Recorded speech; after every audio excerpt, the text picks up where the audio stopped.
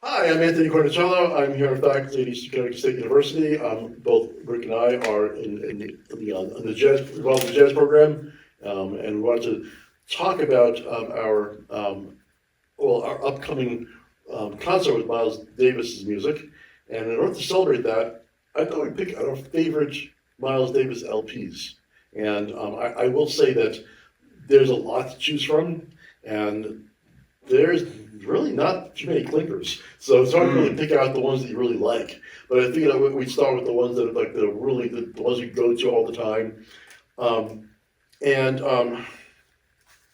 I guess I'm willing to bet any amount of money that that kind of blues on your list. It is. Yeah, that goes without saying. You know? Yes, yeah. Yeah. So what brings you to that album?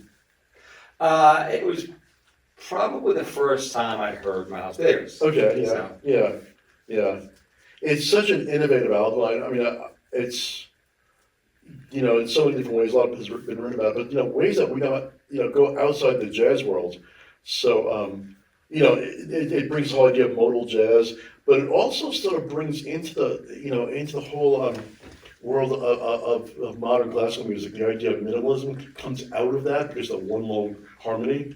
And the first performance of In C was sort of inspired by that. And one of the people on that first performance was Phil Lesh. oh, So in a certain way, without that, the Grateful Dead, the whole Asbury scene may have been a lot different, without that album. Yeah, that really, just floors me all the way. So, so we wanted to pick out 5 albums each, obviously 4 of the ones, but I'm curious to see what you pick. So why don't you go first? Okay. Yeah. Well, I was thinking of ESP. Okay. I'd say, again, he was innovative in that album too. I think there was like 5 sort of stages of Miles Davis's career, sort of innovations. Well, he famously said, "I reinvented jazz 3 or 4 times." Yeah. So yeah. Well, probably true, So. Yeah. So ESP, yeah. Well, that was the first one with the whole band, Herbie and Wayne Shorter. Matter of fact, before that session, Miles called up Wayne and said, "Bring the book." This book of compositions. They pulled stuff out of there, and they included the title cut. Right. So yeah, it was a different album too, because up to that point, Miles had been shying away from originals. A lot of the stuff on his albums were standards again. And then that I think it's all originals. I think you're right. Yeah. Yeah. I almost had that on my list, Oh, okay. but I instead went with Miles Smiles, because I think it's the next album. Okay. But it's like they're really comfortable with themselves, and you hear a little bit of this on like tunes like ESP on one you picked out, but where they're kind of the form and the changes are kind of becoming optional. Yeah. And but the one that always gets me on Miles Smiles is Freedom Jazz Dance. Yes, that's right. Yeah, and and actually there is a box set called Freedom Jazz Dance that has the entire sessions. Apparently, when they were recording, Miles would just turn the tape recorder on and just say like, okay, let's just record everything. Yeah. And of course, there's lots of studio chatter. At one point, you realize like, oh wow, the way that they're laughing at something, it's like they're kids. Yeah. And you hear them struggling with like with the tune trying to figure out a good arrangement and that, and when it does finally occur, you start to recognize, oh, this is from the album. It's just like magical. It makes it even more special, I think. Yeah. That sounds like almost like that Beatles kind of documentary that came out. Oh yeah, Because Jackson put together. yeah, You could see how songs were developed and born like that. Yeah. The jazz version of that. yeah, yeah. And just like that, there's all these sort of candid moments. Someone's saying, "Who stole my sandwich?" or something like that. They're, like I said, they're obviously we're good friends, Right. Now I'm going to go backwards. Okay. To the next one. And Bertha Cool. That's on mine too. Okay. Yeah.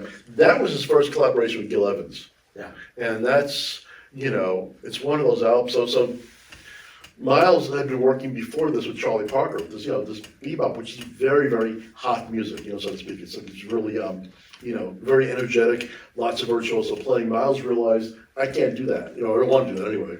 I can't be the next Dizzy, I want to be myself. And so he comes up with this concept that's like, kind of almost like chamber music in a way. Yeah. And, but that's one of those albums that I think, I probably can say that they're all bangers, Yeah. and the charts are great. Gil did a lot of those charts, stuff like John Lewis, I think Jerry Mulligan did a few, but, it was a wonderful collaboration, and I was reading about it recently, that they got together and said, okay, let's just do this, it wasn't like they didn't have a deal in place, they're like, we're all thinking the same way, let's go ahead and actually, create this, so. Right, Yeah, once again, making a very special thing, that's one of those instances where Miles also just changed the music. Yeah, and you say they're all bangers. I mean, back then they came out like two sides at a time. Oh, yeah, You yeah. know? So, in fact, the album was a bunch of, like a photo album, bunch of Yeah. records in one big case. Yeah, I think they released it as an LP like in the late '50s, I think it was. Yeah. So, but yeah, it used to be literally like the sides, as they called them, yeah. Yeah, the 78s. Yeah, which I know you have some. I don't have mine. They're not in great shape though. Well, I got it recently, so. Yeah. Let's see. I can go next now. In that same period, Milestones. Oh, okay. That's the album where he has both Coltrane and Cannonball on it with the rhythm section of Red Collin and Billy Joe and Paul Chambers. The track that I always think about that is Street Out Chaser. It's like, that is one of the most perfect tracks that I can imagine, just the playing on it is just impeccable. And what I love about it is each one of their personalities come through. You hear that a little bit with So What on Kind of Blue, but this one, Miles is very lyrical, Coltrane is very sort of, muscular, so to speak, athletic. Yeah. And then like Cannonball is always like, hey, let's have fun. Yeah. And Cannonball always sounds like he's playing at a party. He does, yeah. And then Red Garland with his big, chords that he comes out with quoting a Miles Davis solo. It's a wonderful, wonderful album. So just that one track alone just makes it worth it. Right, Yeah. right. Yeah. All right, well, I'm going forward to Bishop's Brew. Okay. I actually had heard it, not too much. I didn't own it originally, and went to milesdavis.com and bought the whole box set, like the Bishop's Brew. Oh, on vinyl. yeah. Okay. Because there is a one that's released that is because that was another one where you just turned the tape recorders on and said, okay, play. And there's one where they have some longer cuts. There's one I think called Deep Brew or something like that. That's a bootleg, I think. I have it, and it is like it's like the whole sessions, and you hear lots of stuff. That's like, all right, let's start, and you hear also in the background, Miles directing the band. Oh yeah. Even on the actual album, you can hear like a little low and deep. It's like, do more of that. It's like, Oh, yeah. Go ahead, John. So whatever it is. Yeah. That's, I'm thinking back to like, John Coltrane, Love Supreme, where like a song takes up a side of an album or close to it, Yeah. They just like, they let it stretch out. And when I was reading about the album, making of the album, and Miles did not, he wanted to do something that he wanted to do, regardless of what the record label wanted to do, and he did the cover. He really had control of the whole thing.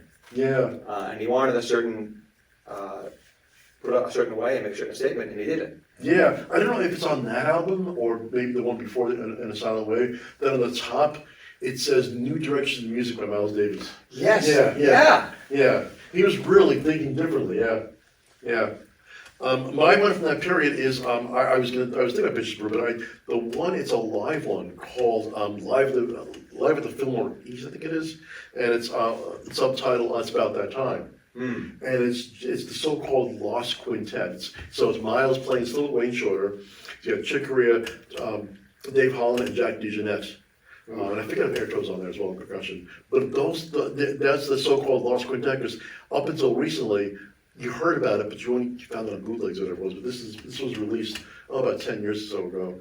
And it's a fantastic energy on the album. Yeah. Is unbelievable. Yeah. Yeah. And it's just, I can't imagine being there, to hear that.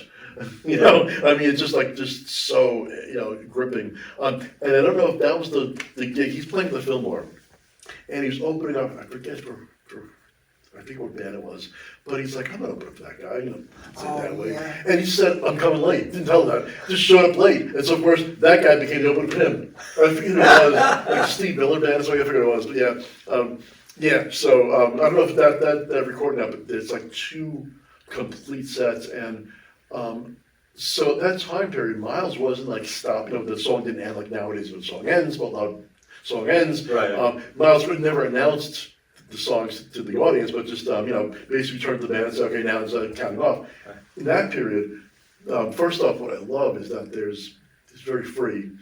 They keep the groove going under Miles. Then Wayne Shorter starts solo usually, and it gets a little wonky. And then when it comes out to the rhythm section, they just kind of play.